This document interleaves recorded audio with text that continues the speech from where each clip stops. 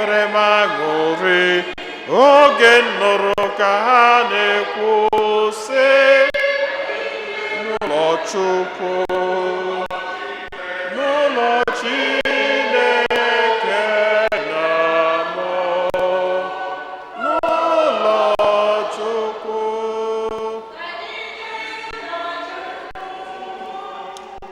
n'ụlọ Chineke na mmụọ, n'ụlọ Chukwu.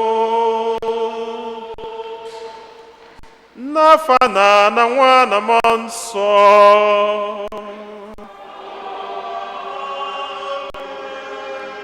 Ka ngọzi nke Onyenwe anyị Jesu Kristi na ịhụnanya nke Chukwu na ịdịkọ n'otu nke Mmụọ Nsọ na-enye dịrị unu niile.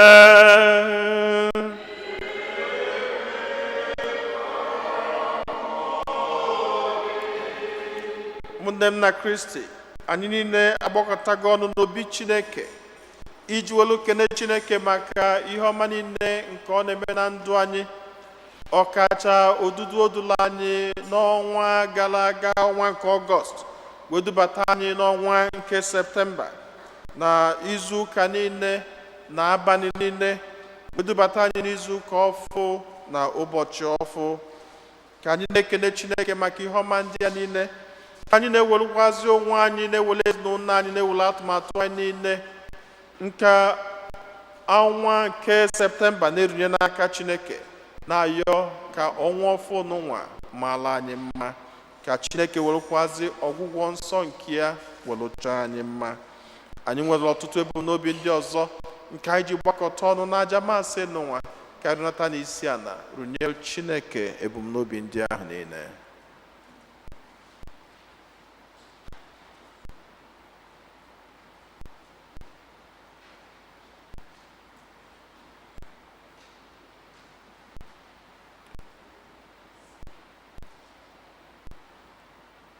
Ụmụnna, ka anyị kwado onwe anyị nke ọma maka nnukwu emume nke Yukarịstịa n'ụwa site n'ikwupụta njọ anyị.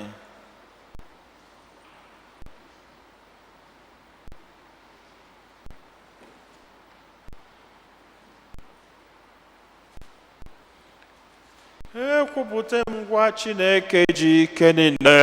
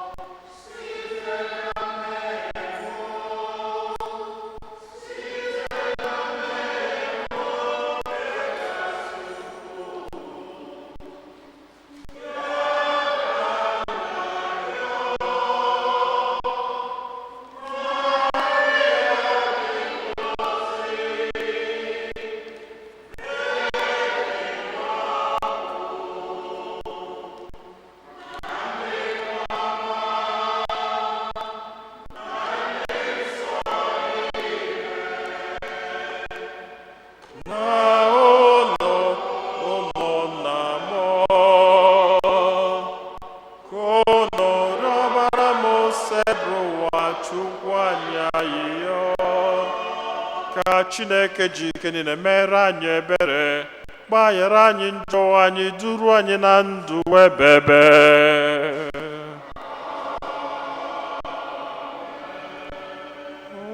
Otito dịrị Chineke n'elu kasị elu.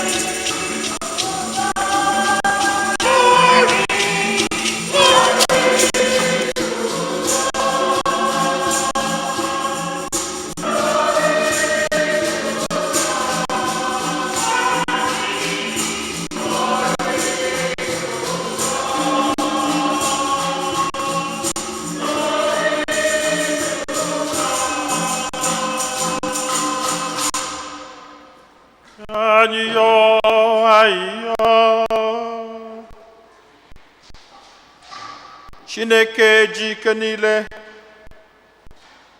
onye ihe niile kacha mma si n'aka ya bịa, mụnye n'ime obi anyị ịhụnanya maka aha gị.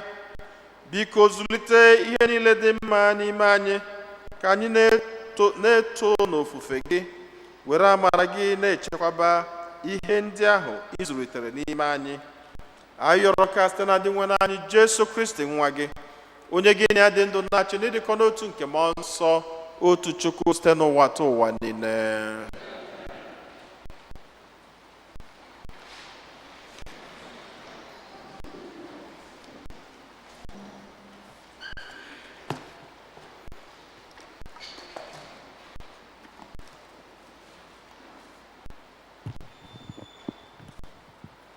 Ihe ọgụgụ ewetara n'akwụkwọ Deuteronomy. Moses gwara ndị mmadụ ahụ sị, Israel, ugbu a ka unu debe, ka unu wee dị ndụ banye. Israel, ugbu a nụrụnụ iwu na atụmatụ ndị a na-akụziri unu ka unu debe, ka unu wee dị ndụ banye, wee nwetakwa ala ahụ Onyenwe anyị Chineke nke nna nna unu ha na-ekwu enye unu. Mgbe unu na-edebe iwu Onyenwe anyị Chineke unu, nke ebe iwu ndị a m na-enye unu etinyekwala etinye ma ọ bụ wepụ ewepụ n'iwu ndị a.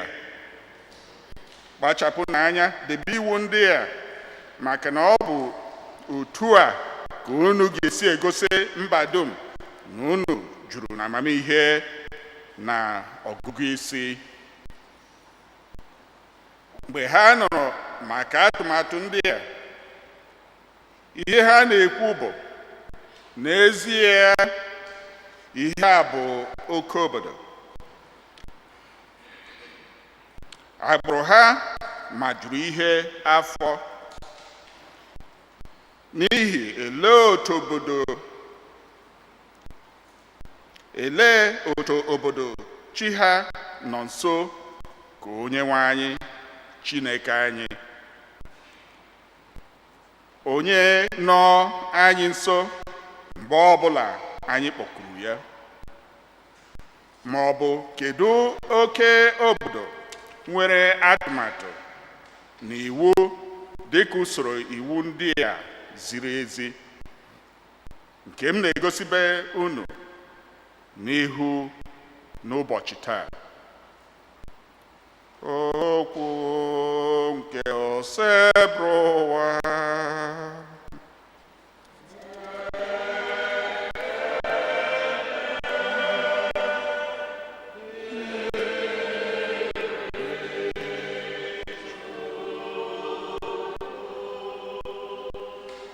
Onye ezi omume ga-ebi n'ihu nke Onyenwe anyị.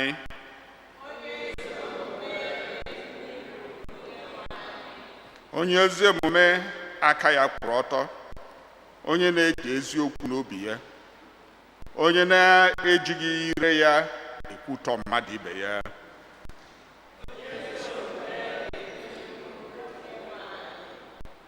Onye anaghị eme mmadụ ibe ya ihe ọjọọ, onye ya na onye agbata obi ya na-anọghị n'ịbanye n'okwu na ụka, onye amaghị eji anya ahụ ndị kpọrọ, onye anaghị eji anya ahụ ndị kpọrọ ekwu nke na njọ, ma o nwere nnukwu nsọpụrụ maka ndị na-atụ egwu Chineke.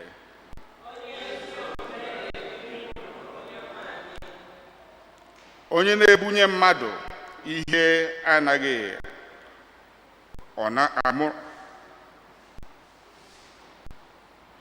ihe na-ebinye mmadụ ihe na-anaghị ọmụrụ nwa, onye anaghị anara afọ iji kpọgide onye ikpe lara, onye ọbụla na-eme ihe ndị a ga-enwe ume obi iru ala.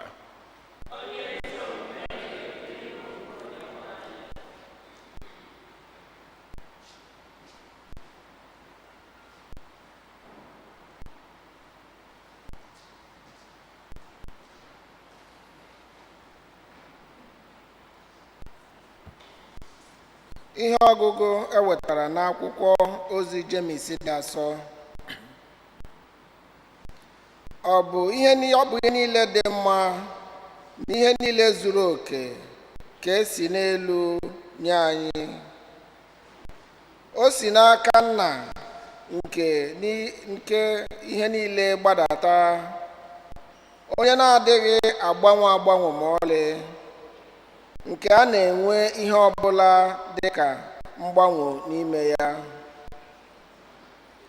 O jiri aka ya họrọ anyị site n'ozi nke eziokwu, ka anyị wee bụrụ mkpụrụ mbụ nke ihe niile ekere eke. Werenụ umeala nabata okwu ahụ a kụnyere n'ime unu, nke nwere ike ịzọpụta mkpụrụ obi unu. Ma unu na-emerịrị ihe okwu ahụ gwara unu, ọ bụghị naanị igere ya na ntị, ka unu ghara ịghọgbu onwe unu. Lee nke bụ ofufe dị ọcha na-arụghị arụ n'anya Chineke Nna anyị, ịgbatara ndị na-enweghị nne na nna na ụmụ nwanyị isi mkpe ọsọ enyemaka mgbe ha nọ na mkpa, ma mmadụ ichedo onwe ya ka ọ ghara inweta mmerụ nke ụwa. Okwu nke ose bụrụ ụwa.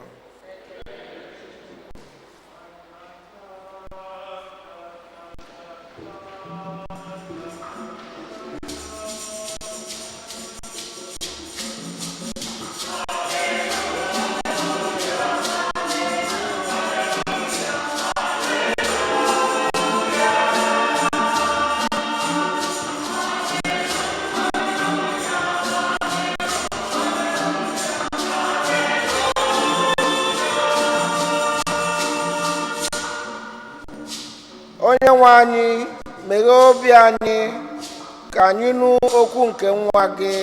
Haleluya.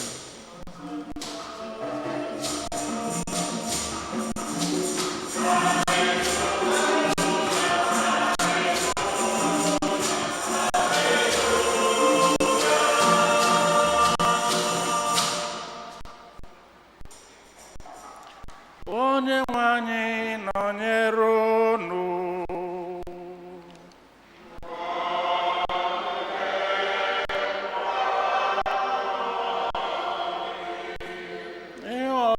Nke ya si n'oziọma dị nsọ nke Maka dere.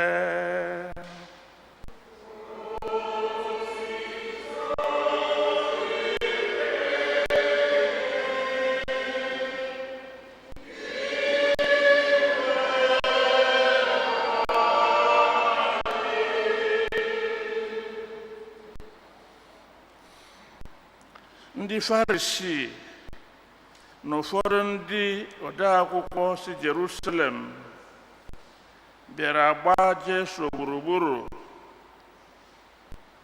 Ha chọpụtara na ụfọdụ ndị ụmụazụ ya ji aka rụrụ arụ ya na aka na-akwọghị akwọ na-eri ihe.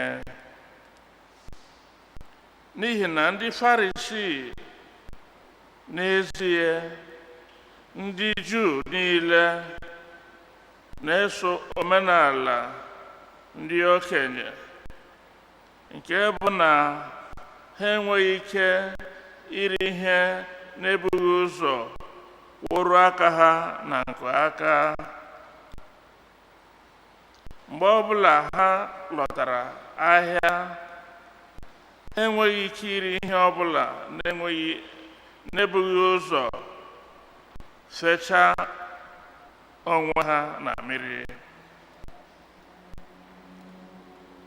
Ha nwekwara ọtụtụ omenala ndị ọzọ enweghị enyere ha banyere ihe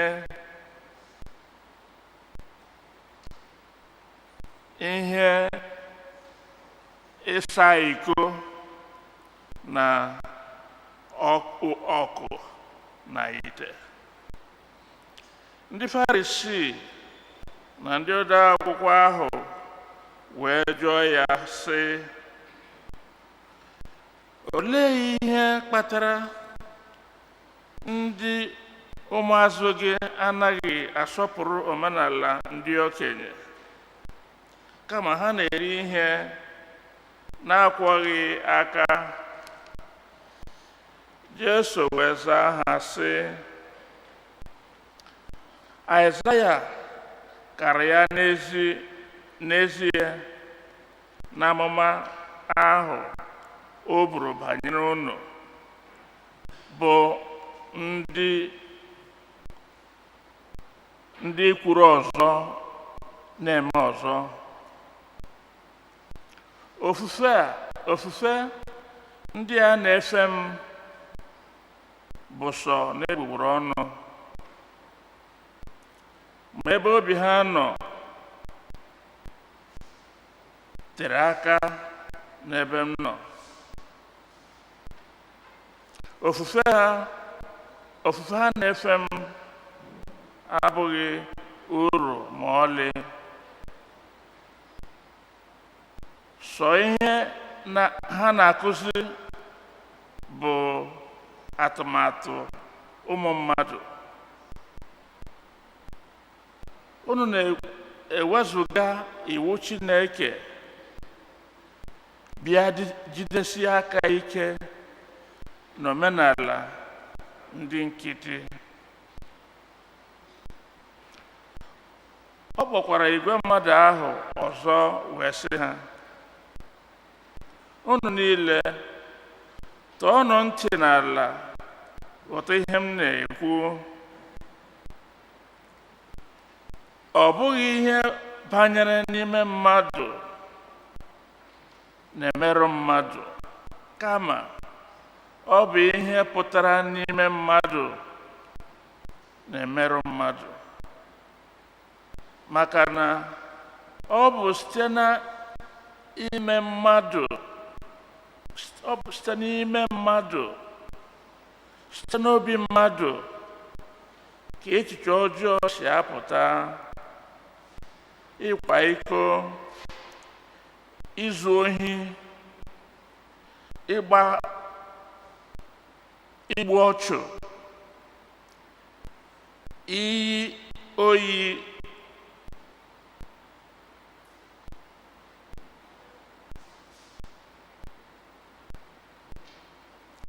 iyi oyi, igbu mmadụ, ibu iro n'obi, ịghọ aghụghọ, ikwu okwu ọjọọ ruru unyi, rụrụ arụ, inwe anya ukwu, ịgba asịrị,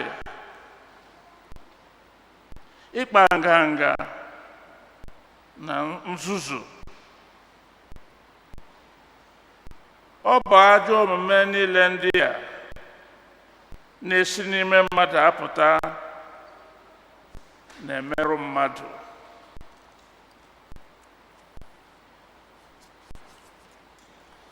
Ozi ọma nke Onyenwe anyị.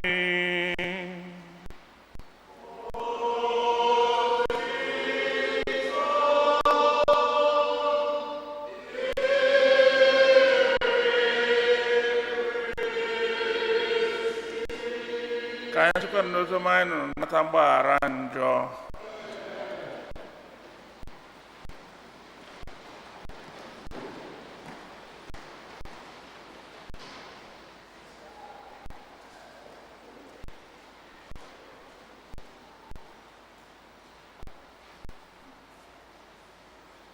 Ụmụnne m na Kristi, ụtọ dịrị unu Jesu.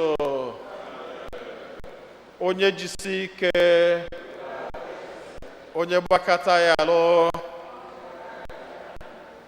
Kekunume n'ọnọkwa ya. Aka mara mma ka m ga-akụrụ gị Chineke m.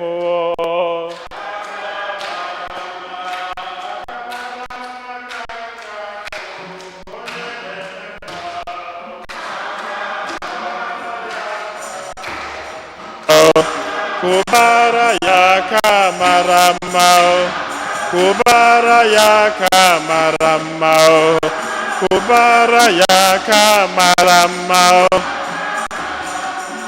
Egwu mara mma ka m ga-agbara gị Chineke m. Egwu mara mma ka m ga-agbara gị onye na-eme mma. Gbabara ya ego mara mma, gbabara ya ego mara mma, gbabara ya ego mara mma, gbabara ya ego mara mma. Ukwe mara mma ka anyị ga-ekwere gị Chineke m.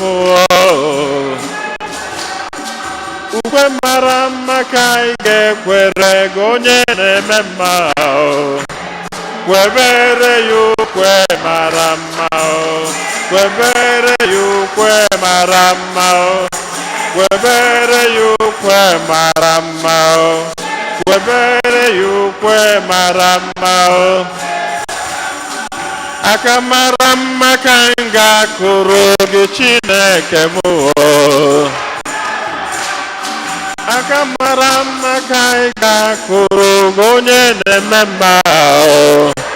Kubara ya ka mara mma, kubara ya ka mara mma, kubara ya ka mara mma, kubara ya ka mara mma, kubara ya ka mara mma, kubara ya ka mara mma, kubara ya ka mara mma, kubara ya ka mara mma, kubara ya ka mara mma, kubara ya ka mara mma, aka mara mma.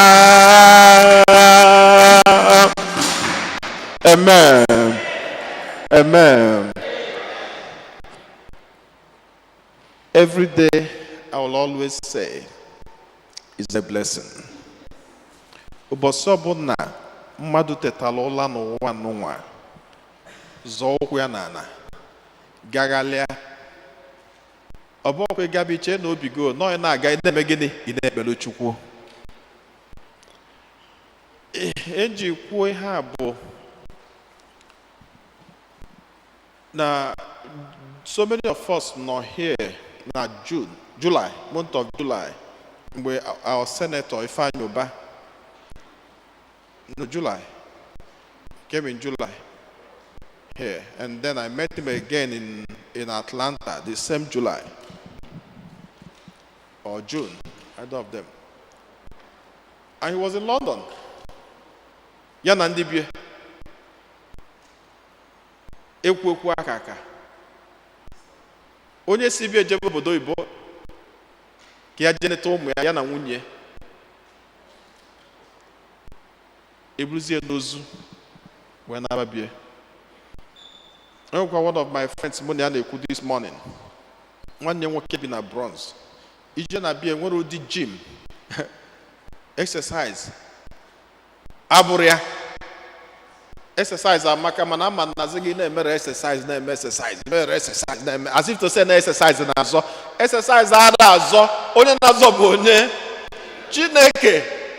Ọzọ gị bugidegodi weight niile nọ n'ụwa, mọzụ gị niile bụrụcha agbụ agbụ, ọzọ gị na-agba treadmill niile nọ n'ụwa, ịgbagide gbachaa na ọ bụrụ na Chineke asaịnụrọ ihe ndị ahụ niile na-eme gịnị bụ n'efu. Ọnya mere anyị ga-eji wee na-ekenye mgbe niile, na-ekenye mgbe niile, ụtụtụ ehihie n'abalị. Ejere m 1 month long holidays. But it was very exciting. And the exciting part of it, Bo, now a part of my plan since last year was to explore parts of Africa. Maka na anyị na-eje atụrụ ndị Caribbean ego, elu nuru Caribbean, anyị je tụọlụ ha ego, anyị je tụọlụ ndị ọcha ego, agụụ a na-agụ ndị Africa, mana ndị Africa nwere ihe rinne. Anyị wejebe obodo a na-akpọ Kenya na Nairobi dị na Kenya, and they have a lot of beautiful things, especially animals. Enwere ụdị animal eme afụ n'ụwa n'ebe ahụ. Now, things you can't even imagine. And the hottest of them, Bo, that I found myself very close to lion. But I close protected anywhere. Because land of Nime Moto. Then there is the lion. Live lion. In the wildlife. And then we tell him, my reptiles, any type of anything that you can never see in a normal proximity that is there. It was very explorative, very educative. So I'm now yobo. Can you rapid netinanya na Caribbean? Netinanya na San Francisco. Move for the Kaimegene, Kaije to Africa, and he had in Africa. Things good are in our home. Nke ahụ bụrụ ofu. Then nke bụ ọbụ na onye jesi ya Nigeria nata omegene okene Chineke. Si agbazi n'ọsọ. Ọsọ ada eziokwu asị na onye ọbụla n'ebe ahụ agwụ na agwụgo na a na-eburucha onye ọbụla ga-etinye n'isi ite isi na-eburugo gị nwa onye ada ebucha etu ahụ. Ọ bụrụ ihe aka inu dalụ n'ọnụ ka ọ na-eme dalụ na ntị ka ọ na-eme gịnị ka ọ na-atọ n'ọnụ. Ọ bụtara etu ahụ esi pịa ka ọ dị ihe na-eme quite alright. Mana enwere ebe ọ dị eme, enwere ebe ihe ada eme. Enwe ndị na-eje na stọọ ka ha jegoro ihe ndị ji egbe eme gịnị abata n'obodo a gbagbusi onye ọbụla na-eme gịnị na-eje. Ị ga-anọ na sọbụ ebe ị na-eche tren, mmadụ akwa gị aka kwabaga gị n'ime tren. So enwere ebe nọ n'ụwa ihe ada eme anya ma eji maka ihe sende na WhatsApp baa ọhịa gbazie ebe anyị niile ọsọ kama nọ a na-eje nka ka okenye ji eme gịnị agbala efi ọsọ. Anyị maghị eji eju uche. Ọ bụrụ na ị na-ejebe ije ịgagide 9 o'clock ime anabeghị ọkụọ 5 eme gịnị ị na etu a ka esi anụ ya, mana si agba n'ọsọ agbafu maka na ọ bụrụ etu ọ dị na WhatsApp ka ọ dị in reality. So nke a bụ second message. Then the third bụ okwu Chineke, or the third bụ ikene ekene. Thank God for everything. Thank God there is no casualty. Thank God na ndị ala arụ onye ya chagodo arụ megene ọgbake anya n'ọkwa n'iru Chineke na-efie. Thank God na anyị nwere onye rapụrụ na anyị niile ka ya na-efe Chineke anyị. Ekene dịrị Chineke dị n'ụka chenu na nke n'ụwa. Then ebịazịa na nkụzi Chineke chọrọ ka anyị nụ tata. Ọ kụzila anyị maka iwu Chineke, keeping the laws of God. Ije n'ihe ọgụ nke mbụ akụzila anyị the importance of laws of God. Abịa n'ozi ọma ewemitekwa ya ewemite na ọ bụrụ sọsọ ine n'iwu Chineke kwuo ya n'ọnụ kama na ihe ọzọ si ebu gịnị na a ga-eme ya eme. A na-ekwukwasị anyị n'okwu Chineke anyị emebe nụ ya emebe, anyị bụ na ndị na-anụ naanị ọnụnụ. That's a summary of the reading of today.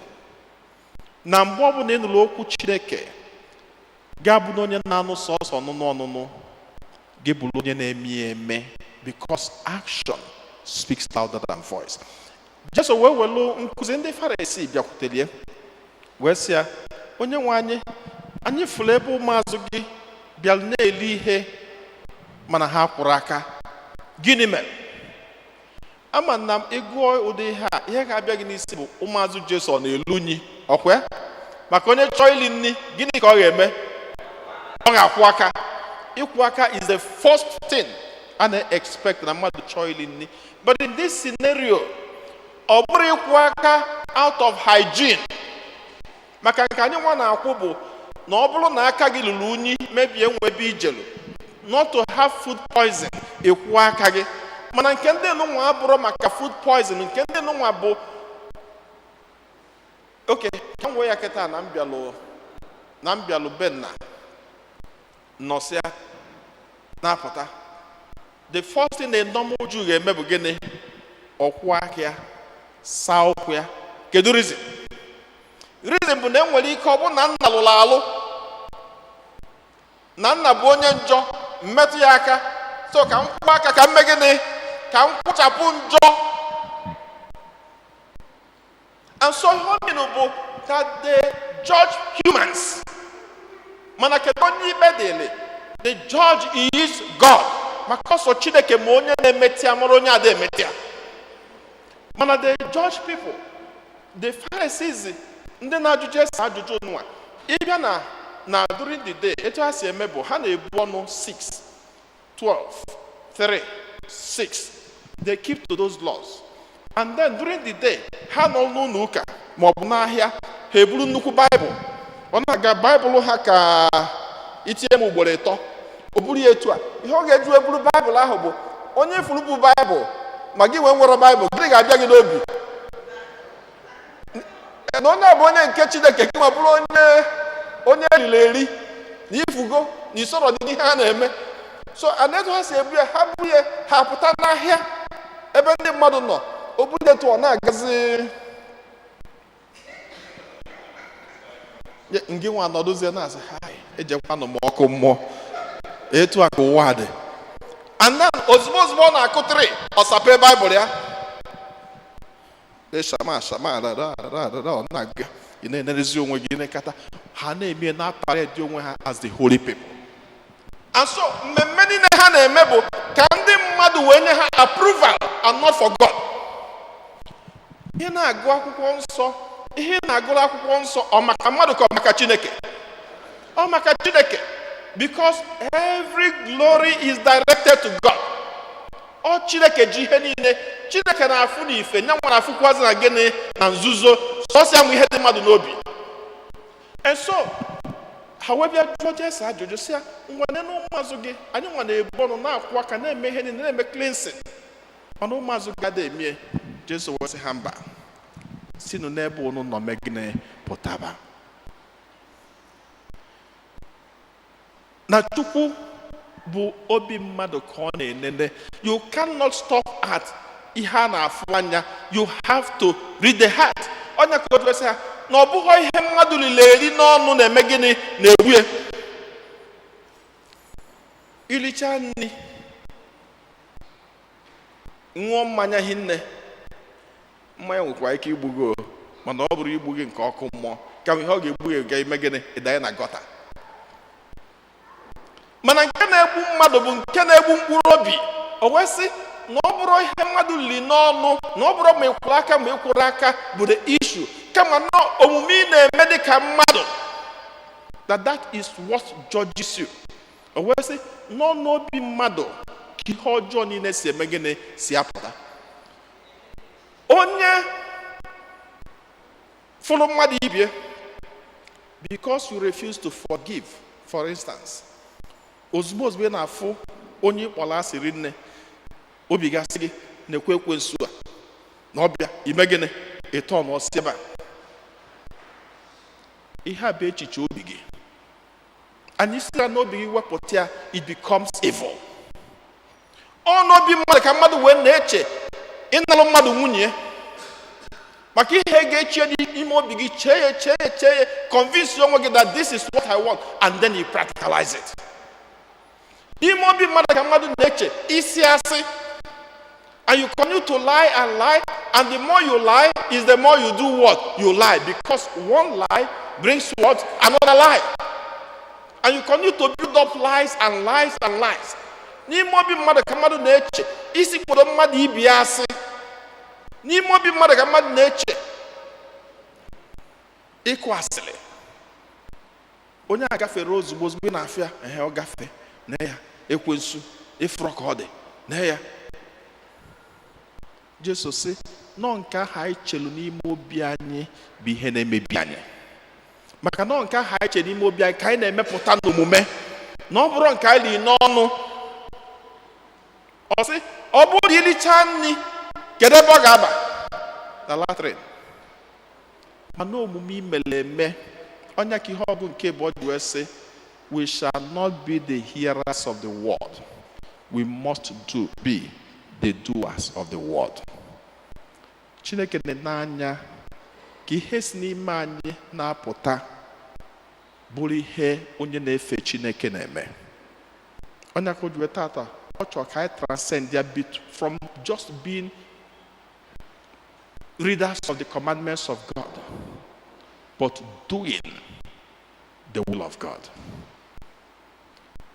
And how can we do it? We do it by seeking the grace of God. Because I want to say, all have fallen short of the glory of God. Onye ka anyị ji achịrị Chineke mgbe niile, nya ka anyị ji ekpe ekpele, nya ka anyị ji ayọ Chineke. Chineke nye anyị amala, nye anyị ọgụgụ isi, nye anyị obi ndidi, nye anyị obi nghọta. Omume is more important. You can tell somebody, I love you 20 times, yet you don't love the person. How does a person know you love him or her? By what you do, by your actions, by the way you behave around him. Why is it dear? I love you, I love you, I love you. Oh, darling, I love you. Manago nago okay. Onodana.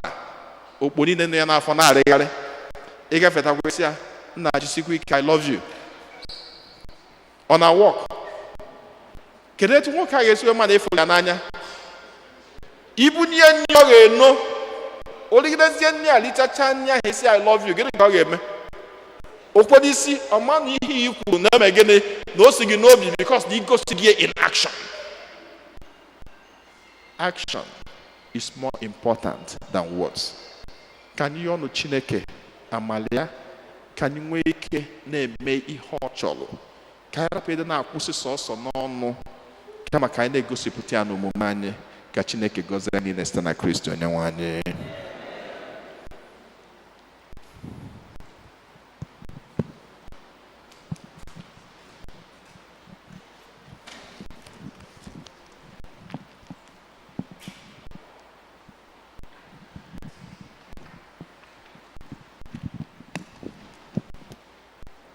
Ekwe m n'otu Chineke,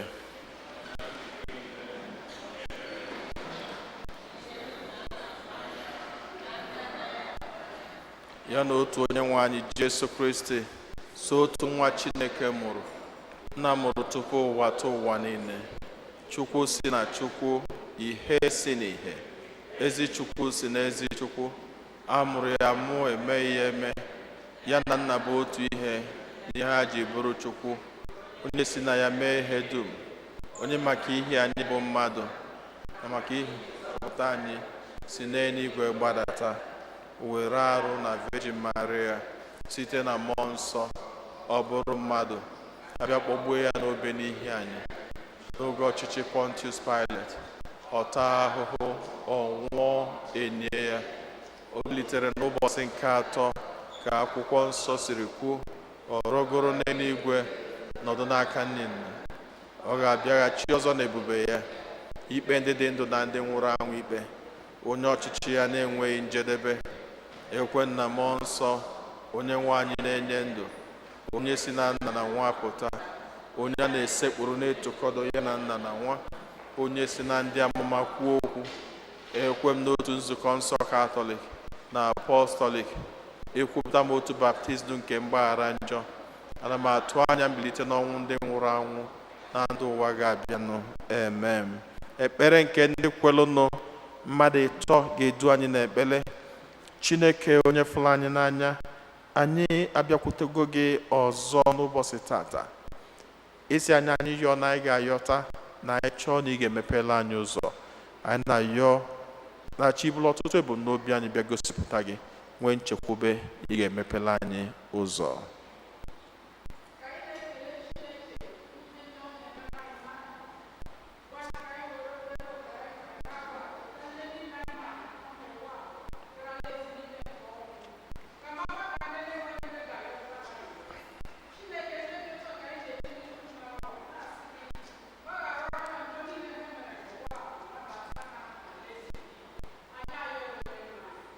Dị nwe na anyị nụrụ anyị ya anyị.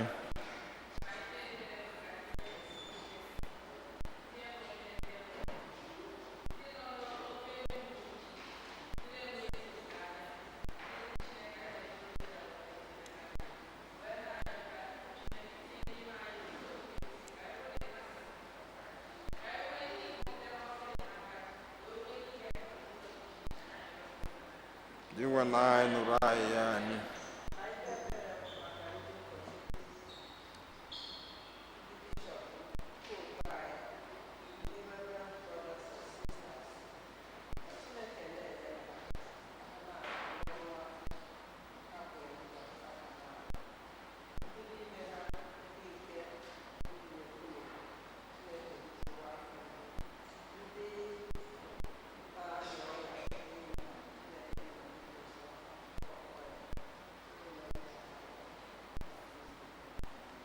Dị nwe na anyị nụrụ anyị ya anyị.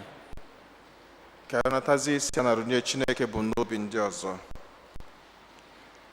Ka anyị chetakwa n'ụzọ pụrụ iche ezinụlọ iro ndị na-ekene Chineke na-ayọkwazi odudu na nchekwabịa.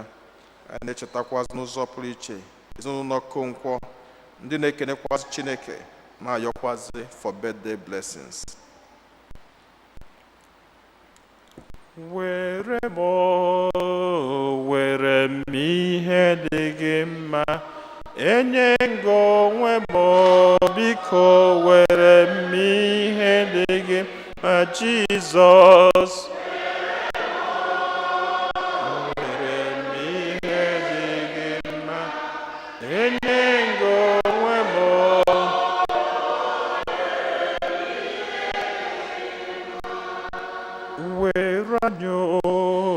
Were m ihe dị gị mma, enye gị ndụ m, biko were m ihe dị gị mma Jizọs. Were m ihe dị gị mma, enye gị onwe m, were m ihe dị gị mma. Chineke efula anyị n'anya, anyị ewerego ọtụtụ ebumnobi anyị na-erinye n'aka gị. Anyị ma na ịbụ Chineke na-azụ ekpere. Anyị ama eje ka tarapụ gị n'ihi na anyị ma that you have the word of eternal life. Anyị na-ayọ ka amara gị bara anyị ụba, ka ngọzi gị rụkwasị anyị niile dị ka igirigi, ka ị mejupụtara anyị ebumnobi niile nke anyị yọrọ ma karịa ka anyị pụrụ ịyọ site na Kristi Onyenwe anyị.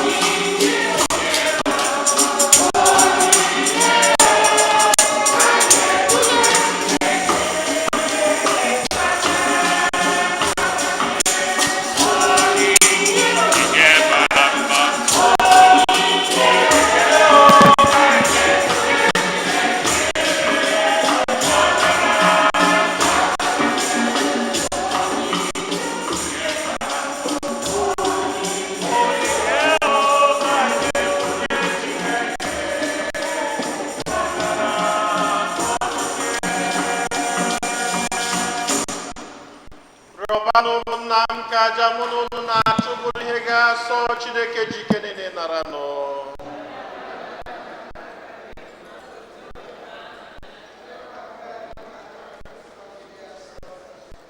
Dị nwenụ, site n'onyinye nke a dị nsọ, anyị na-ehunyere gị mgbe niile, nye anyị ngọzi nke nzọpụta gị. Biko were ike gị mezuere anyị ihe omimi nke a anyị na-eme. Ayọrọ nke a site na Kristi onye nwe anyị. Onye nwe anyị nọ n'elu ụdọ.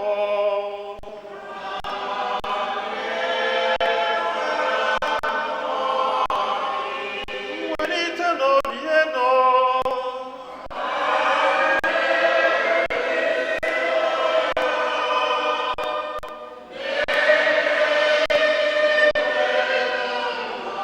Ka anyị nye n'ụdị nwere Chukwu anyị ekele.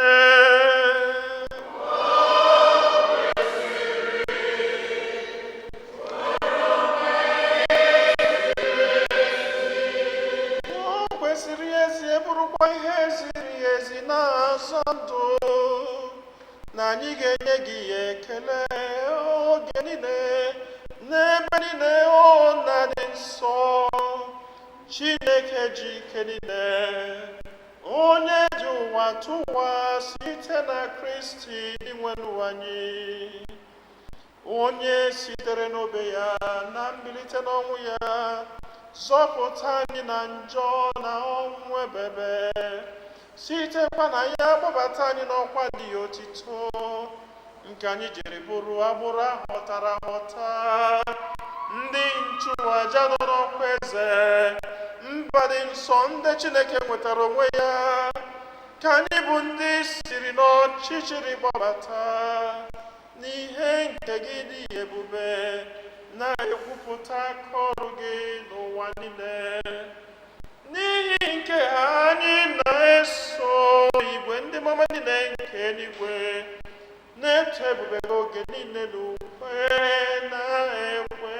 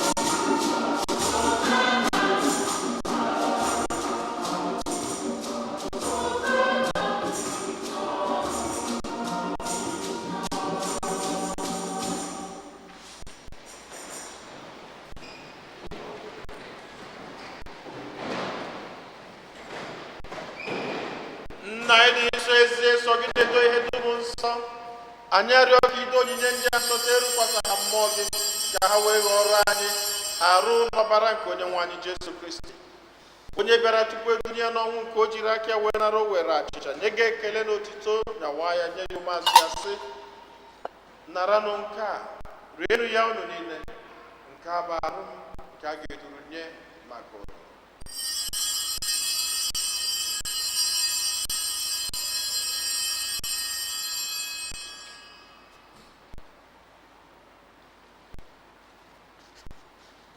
Otu akwa ka o si mee mgbe ha richara nri anyasị, o buru iko mmanya nyekwa gị ekele na otito bunye ya ụmụazụ ya sị, naranụ nke a ṅụọnụ ya unu niile, nke a bụ iko nke ọbara m nke ọgbụgba ndụ ọhụrụ dị ebebe, a ga-agba n'ihi na n'ihi mmadụ niile ka e were gbaghara njọ, na-emenụ nke a na ncheta nke.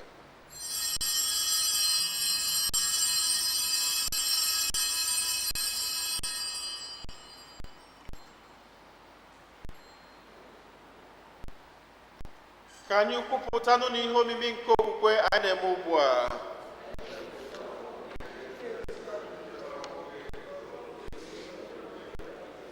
Nna, na ncheta nke ọnwụ na mbilite n'ọnwụ nke nwa gị, anyị ebunye gị achịcha nke ndụ na iko nke nzọpụta. Anyị na-ekele gị n'ihi na ikwere ka anyị dị mma ikwuru n'ihu gị na-efe gị. Anyị dị ume na-arịọ ka anyị bụ ndị na-anata arụ n'ọbara nke Kristi bụrụ otu site na njikọ nke mmụọ nsọ. Nna, cheta nzukọ gị gasịrị n'ụwa niile, mee ka o zuo oke n'ịhụnanya. Gọzie Pope anyị Francis na bishọp anyị bụ Robert na ndị ofu ọlta gị niile. Chetakwa ụmụnne anyị ndị ji okwukwe were gaa n'ezumike nke ọnwụ.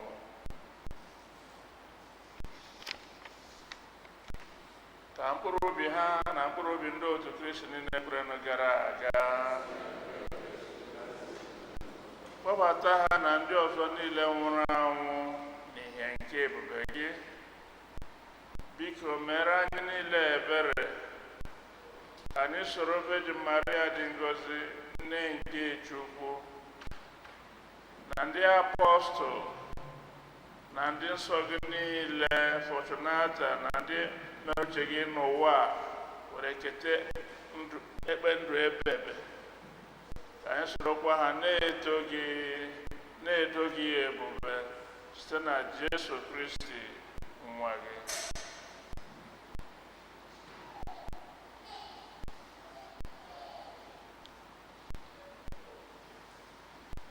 Ihe niile kere eke na-eso ya bụ Kristi, na-esikwa n'ime ya na n'aka ya, na ịdịkọ n'otu nke mmụọ nsọ, na-enye gị bụ Chukwu nna ji ike niile, nsọpụrụ na otito niile, site n'ụwa tụwa niile.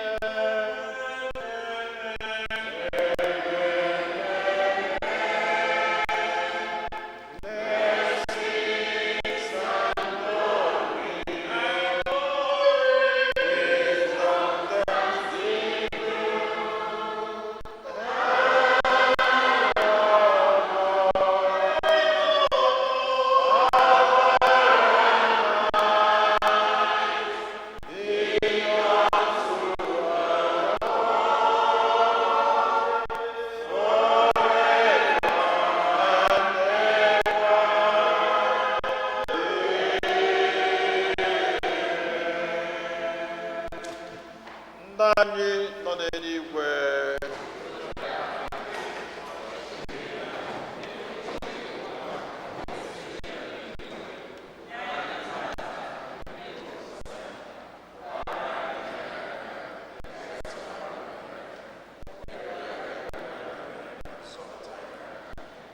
zọpụta n'anya anyị na-arịọ gị osebụrụwa n'ajọ ihe niile, were ebere nye udo n'oge nke anyị site n'inye aka ebere gị ka zọpụta anyị niile na njọ oge niile.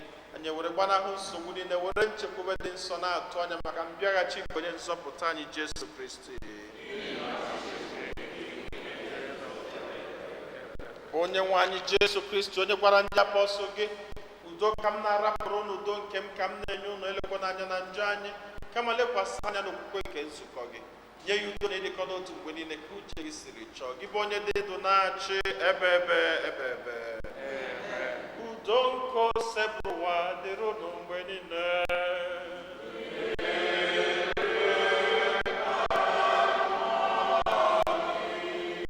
nyerịtanụ ibe unu ekele nke udo. Ị chọrọ udo, ezi udo, udo na-enye ezi ndụ, kwee ka Jizọs bata n'obi gị.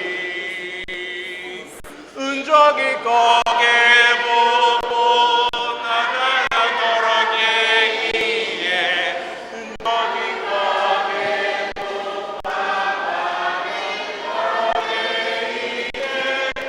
njọ gị ka ọ ga-ebu na agaghị akọrọ gị ehihie. Kwee ka Jizọs bata n'obi gị.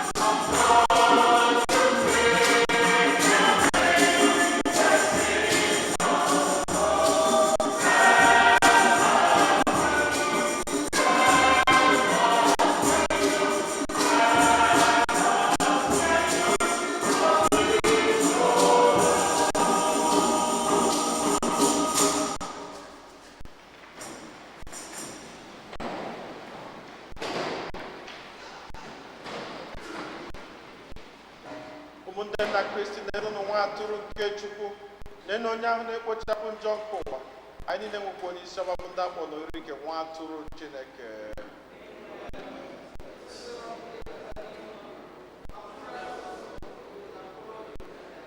Ka arụ n'ọbara Kristi chekwaba anyị niile wee rue na ndụ ebebe.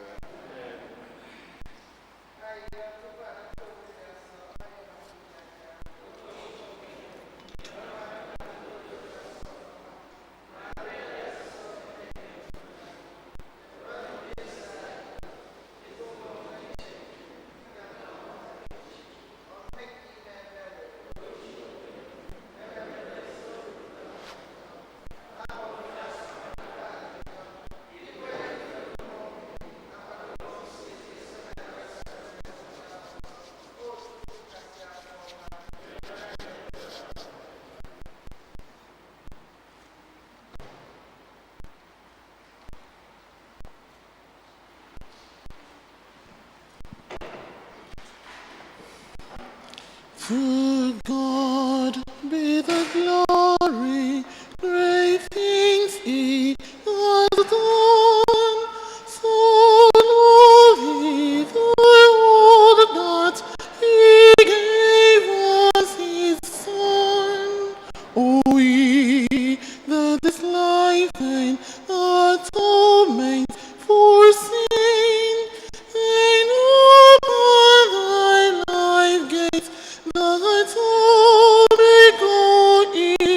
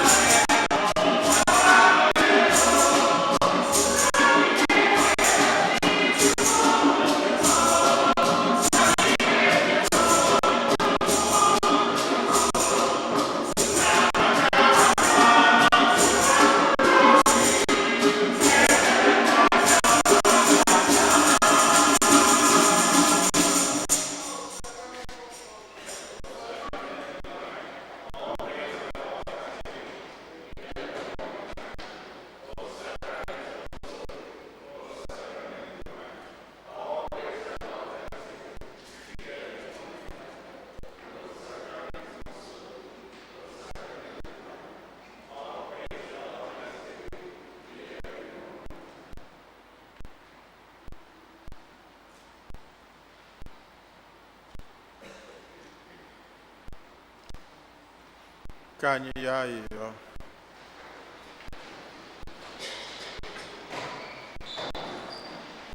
Onye nwe anyị, inyela anyị achịcha nke eluigwe ka ọ bụrụ nri nke anyị.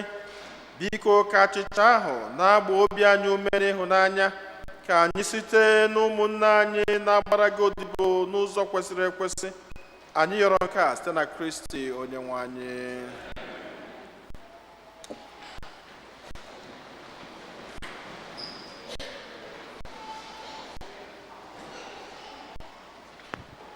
Otodiri Jesu, second collection. Boya Chukwu n'ọgaza, Boya Chukwu n'ọgaza n'epere, mezaya n'obiọma. Boya Chukwu n'ọga, Boya zagi.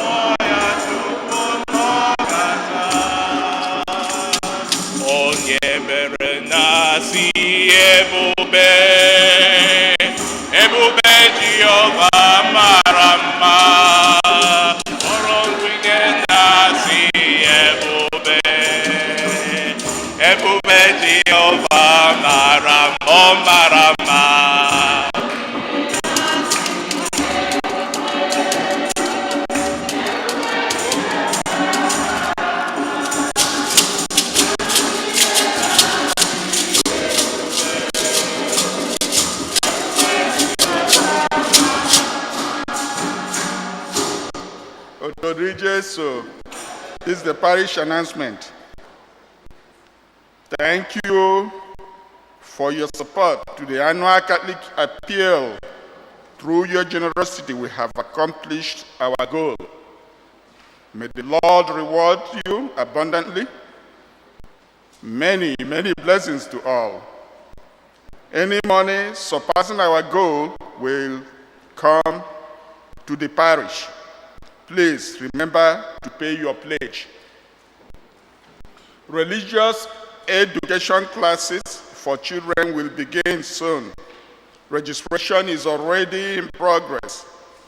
In order to plan for our program, we are asking that you register as soon as possible. Monday through Friday from 9 a.m. to 3:30 p.m. at the parish rectory office. Please bring a copy of your child's birth certificate and baptism certificate.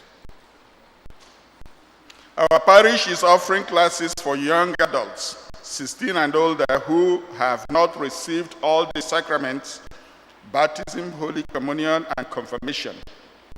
Please contact the rectory for further information and registration. Please note that the rectory will be closed on Monday, September 2nd, in observance of Labor Day. Otodri Jesu. Here, first Sunday of September, ndị nne ga-abịa nara their special blessings. N'ekwa ya.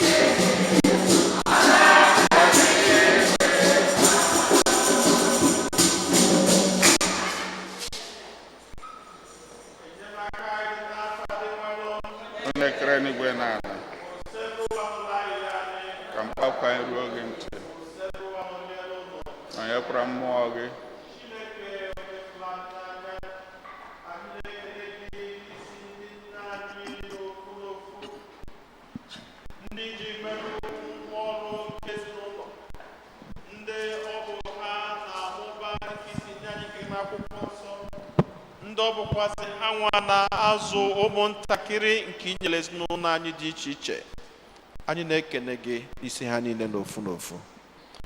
Chineke, ha gbakwutere gị n'ihi na ha ma nke ọma na onye si nwata ji ejide nkapị ga-enye mmiri ọ ga-eji wee kwụ aka.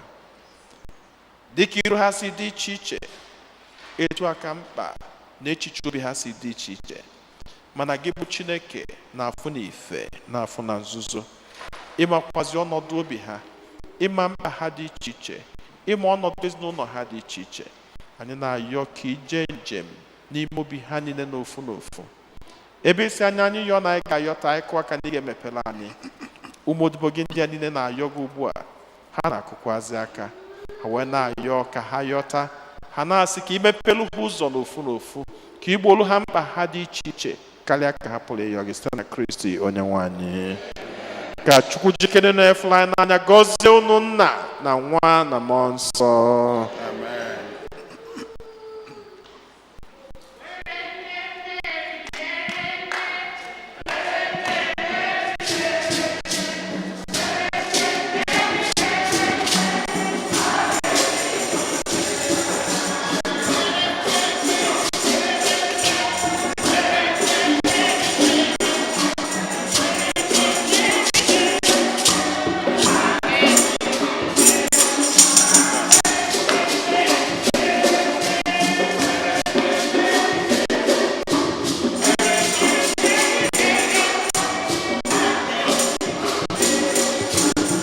Otodri Jesu, biko the family and friends of Sir Desmond Asibiro and the Lady Rosalie should come.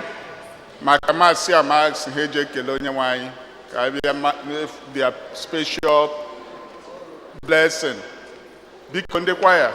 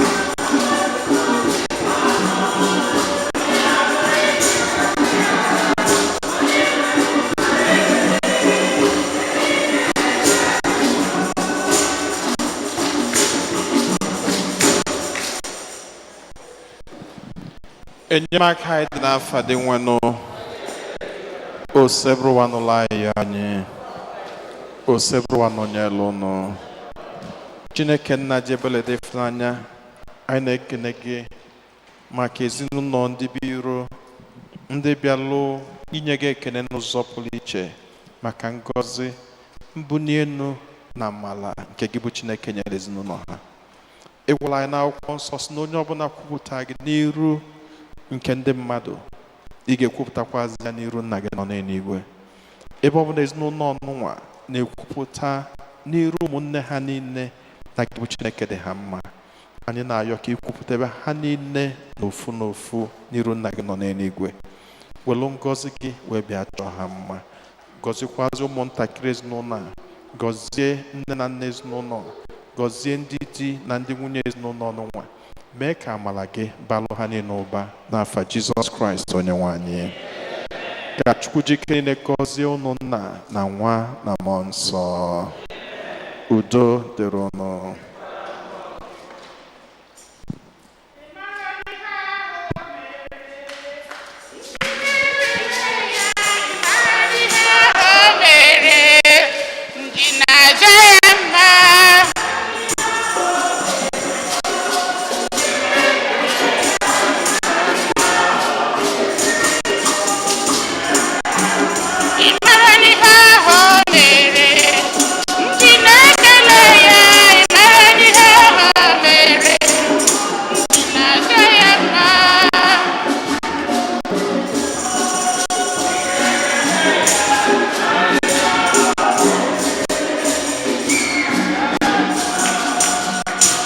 Otodrije so next Sunday, September the 8th, the second Sunday of the month of September. That day can hear our general meeting. We've been announcing it all along. That second Sunday, next Sunday. So now Lagabia Oka just kwado maka our general meeting, community meeting. This September also, I'm with so many activities, so many of our members, many different things. The immediate one, okay, Sunshine, our community secretary, Ochogo, he celebrated her birthday, 50th birthday. Yes, on the 14th. So, unuga akwado because I got no ebe no no sahu emia. Oh, kwa in the parking lot. So, na unuga na our platform.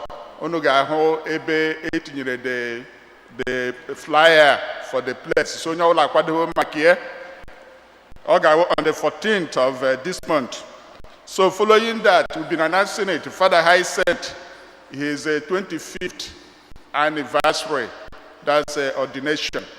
Oga on the 21st. That's 2/1 of this month. So we've been planning and preparing for it. So now we're ready for it. And then the Echemune family, Oga on the 30th. So we have full September. So now we are ready for it. Okay. When the birthday how this week or this past week? Ooh, and I'm the little. Wow, Dalo, our master.